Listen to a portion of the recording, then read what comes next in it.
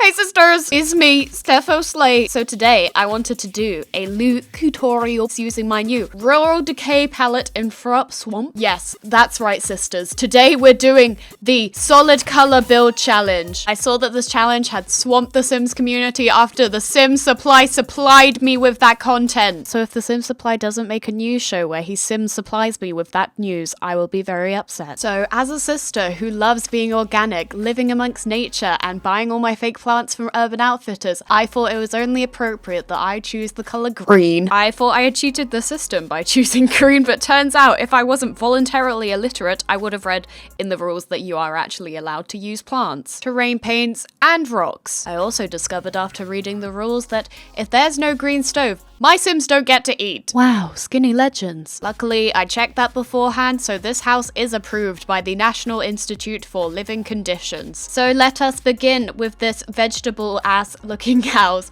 All your vegan friends will be quaking because you have reached a higher, superior level of being vegan. You are god tier vegan. Your entire house is vegan and gluten-free. You are welcome for this. I probably could have waited for Jungle Game Pack to come out next week because, you know, an early prediction, I can assume there'll probably be some plants in jungle stuff, but who really knows? And I just got excited. I saw everyone was doing it and I was like, hello, everyone is doing it. I'm gonna do it at least a week later, but at least it's not a month later like I would usually do. And once the concept was there, I just couldn't wait because I am a garden hoe and I got so excited to make my dreams into a reality via The Sims. Because sometimes in life, you can't achieve your dreams and it's time to give up and just play The Sims. So you're welcome from your favorite lifestyle guru. I have provided you with a vegan and crush your dreams in the same sentence. You're welcome. The concept for this house, once I realized that, you know, you can use plants anyway, I developed a stronger concept because I am a conceptual artist in my medium of The Sims. I decided, you know, what do I think of when I think of green? I think hills, I think hobbit, I think house. So we've gone for what would happen if the Teletubbies were on crack and decided to build a house. You know, they finished their career as I don't know if the Teletubbies is still running, but whoever was the Teletubbies, you know, they've earned their billions from being in the furry suit of the Teletubbies and have now decided to build a house, and that was the concept. I wonder what the Teletubbies net worth is. So I decided to make something that looked like a hill on drugs. It doesn't look very natural in the end. It went too far, but I like how it looks, kind of. If you don't like green, this is probably obscene. So, yep, this is the house. I decided to do all the underground stuff because I've been wanting to build an underground house as well, like a little bunker for my Sims to live in, because seeing the sun is overrated. Why do that when you can cover your house in plants and have them see the sun for you? So that was what I went for. So this house is buried underground, like my career should be. A little bit of symbolism for you, but I think it's a pretty funky house. I like all the bridges. It's like the bridge to Terabithia, which is a horrifying film for children, but I like it. It's fun. It's nice for taking pictures, so if your Sims need to get their Simstagram poppin', then this is good. That's the review.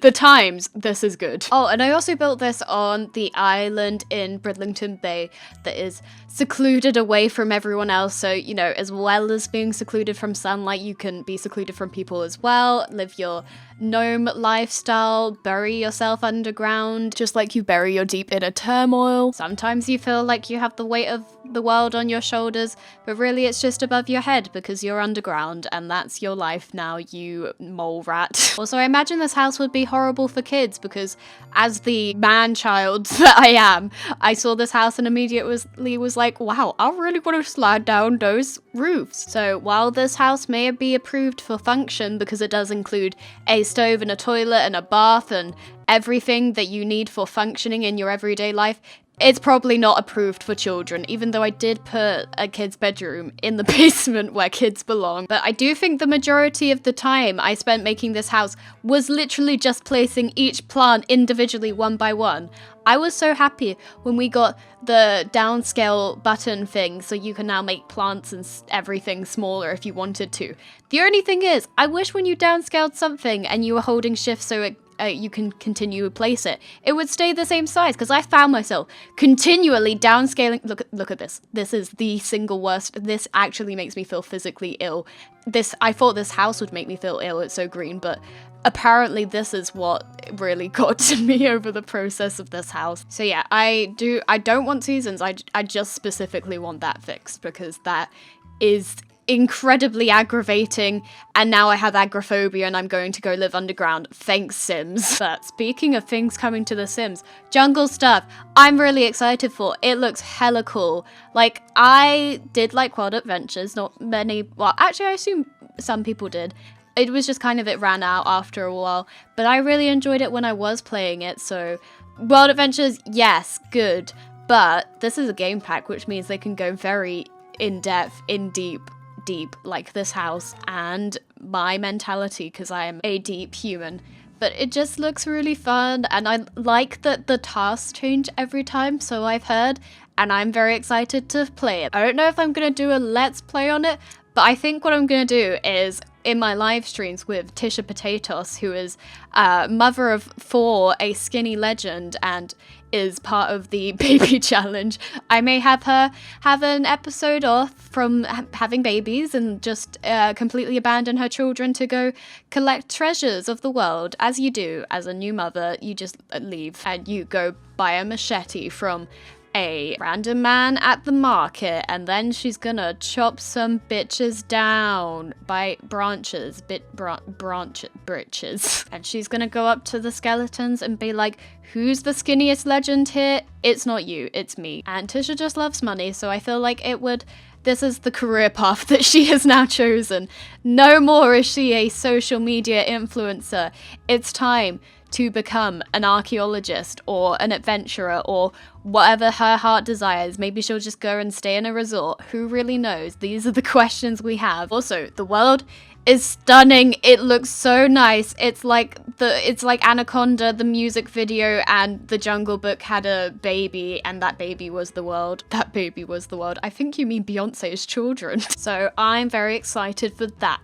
I can't wait to have Tisha swing on a vine and resurrect Vine from the dead. Thank you, good night. I think it was an interesting choice for the next game pack, but I'm not mad at it. Like, I don't know, maybe there are some things that we need more desperately as we are 4 years into the game.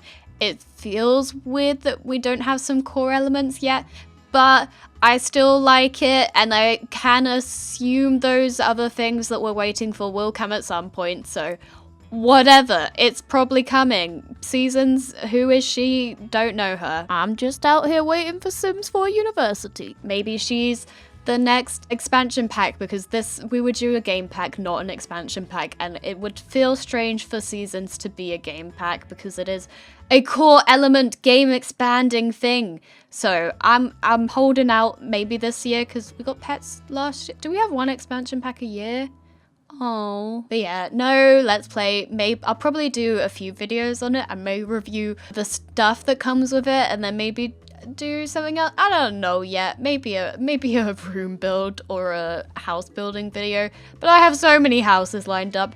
We'll see. This is the unforetold future for now. But I just really I'm intrigued by it, and I really want to play it as a let's play, but I already have plans for a different one that would not involve jungle stuff, because it literally involves staying on an island for your entire life. So I don't think leaving the island would fit into the rules of that challenge. So yeah, that's something I've been planning that for like 4 months, or at least I've been saying I haven't been physically, but you know, it's there, it's in my mind. I'm going to do it at some point, and then wrap up some other or just one other let's play. But yeah, speaking of Wild Adventures, I just got back from Paris because I went there for like 2 days, and I just love Paris. It's probably one of my favorite cities.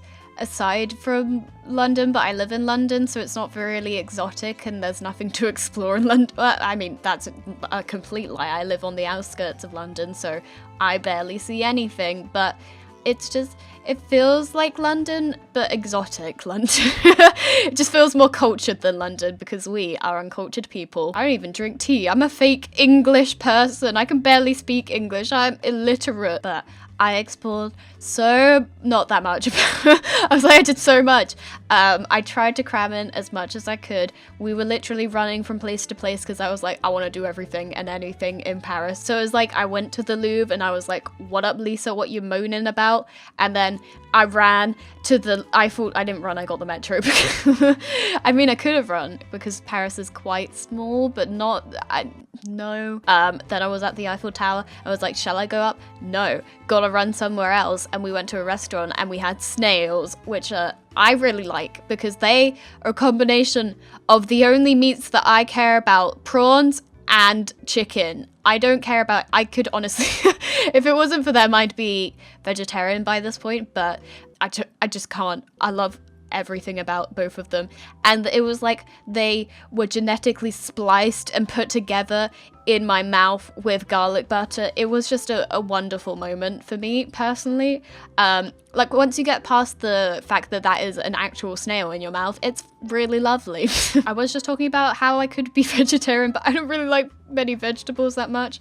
But I like an onion soup. I also had that because I decided to indulge in the cultural specialties of France, and I had so many carbs because you know who's not on a low carb diet? It's me, bitch. I want all the bread. And then that was my trip to France. It was lovely. Then we got the Eurostar back. I just discovered this week that some Americans don't, or probably anyone that isn't English or European, don't know what the Eurostar is. And when you describe it, it sounds like this profound thing. Because I was explaining to my friend Ethan when I went to his show that the Eurostar is when you go under the sea in a tunnel on a train, and he was like, wow, do you get to see the sea? And I'm like, no, there's nothing there. You're literally just on a train in the darkness. So there you go. You've been educated via the Eurostar. Oh, and that was another thing I did this week. I went to Markiplier's You're Welcome tour. I don't know the first thing about Markiplier because I watched 3 YouTubers. Then it's not Markiplier included in that, but I really liked his show.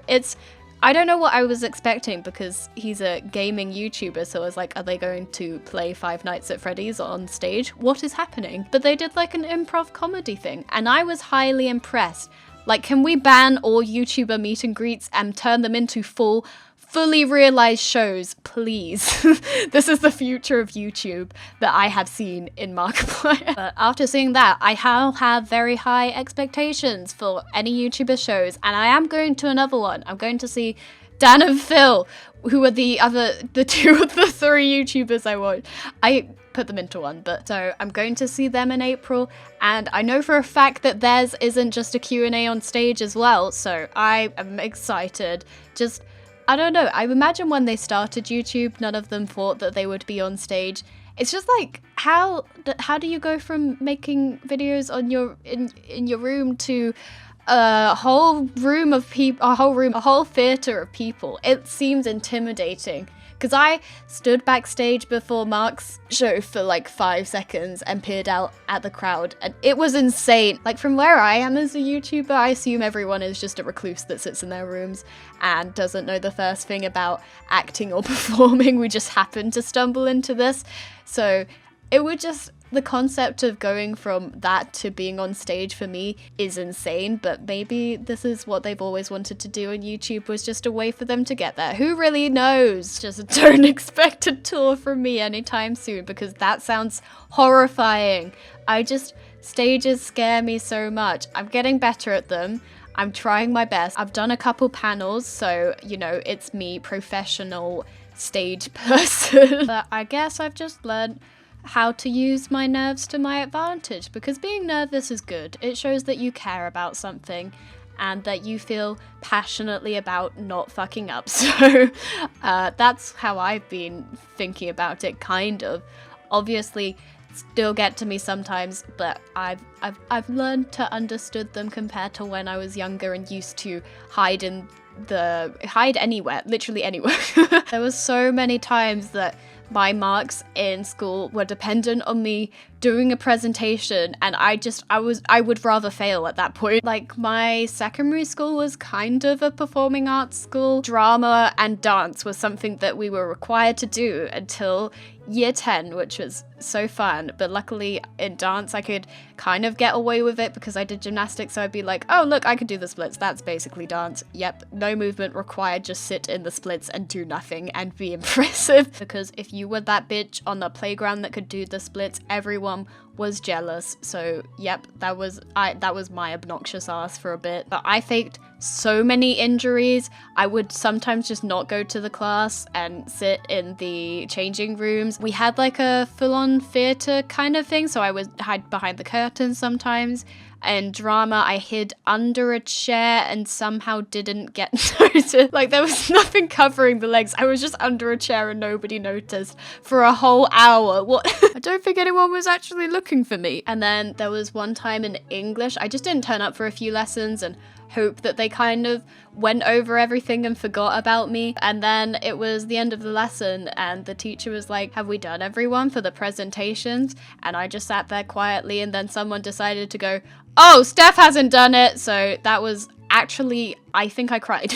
And I've been crying ever since. But I think it was just in school that I was more afraid of that. Like, at school, nobody really wants to listen to you.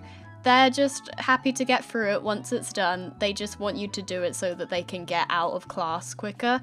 But I assume if you're doing a stage tour where people are paying money for you, then they obviously want to see you. And I guess that in itself could be inspiration or motivation for some people. Probably not for me. I would probably still shit myself entirely. I would actually need to wear a nappy, but you know, good for them. Go YouTube. Team YouTube is winning. Can we stop talking about Jake and Logan Paul and start talking about YouTuber tours and my boy Troye Sivan, who is now an international pop star? Oh my gosh. Oh, I've also seen Troye Sivan live. That's another.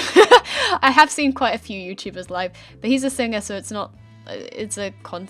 You know what I mean. I just love him. He is a baby angel and should be appreciated by the world. But anyway, as we are coming to the end, shall we talk about the house for a little bit? This was horrifying. There is just, once you filter everything, you realize how little there is and nothing matches, and it is disgusting. Like, I honestly think half of this house could be considered blue because for some reason they get like the slightest bit of turquoise or turquoise. I don't know who the fuck is saying turquoise. It gets flagged as being green. So I will say maybe I did cheat, but the game cheated for me. So I object. And it's just like, I tried my best to make it look nice, but it's just a very extra level of green that is hard to make anything work in a aesthetically pleasing manner. So I'm sorry if this isn't going on your Pinterest board and you're not gonna reblog this on your edgy Tumblr account. I tried my best to do this. Maybe it's just the color green. Maybe I made a mistake in choosing that. I should have done a fucking fairy pink flutter face house, and maybe that would have been better, but I didn't. I could have chosen white. My Caucasian ass could have chosen white, but instead I chose green. So yes, this is what happened. I have completely bullshitted my way through this challenge, but it's complete. After 6 hours of slaving, I nearly went colorblind and could only see the color green after that. For all my garden hoes and plant sexuals out there, this one's for you ladies. So yes, if you, like me, went to art school kind of, and well, took art at school, and every time you tried to mix the paint colors, it just went green for some unknown reason, and you've just decided to accept that green is a color that exists, and maybe it's not your favorite color, but it's time to embrace that green is everywhere, and green is the symbolism for life. So if you are living, then you can live in this house by downloading it on the gallery. My username is StephoSims, and it is StephoSims